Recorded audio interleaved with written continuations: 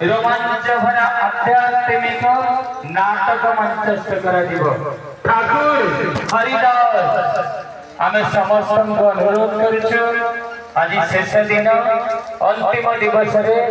आपण माने एक कार्यक्रम रे योगदान करी जगन्नाथंकर कथा लीला श्रवण करी जगन्नाथंकर प्रसाद सेवन करी परिवार एवं आपनकर मंगल कामना करंतु देश विदेश आगत ये भक्त मानू आपणकर ग्राम रे उत्साह प्रदान करंतु।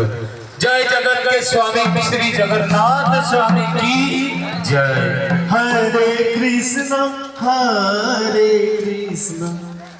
कृष्ण कृष्ण हरे हरे हरे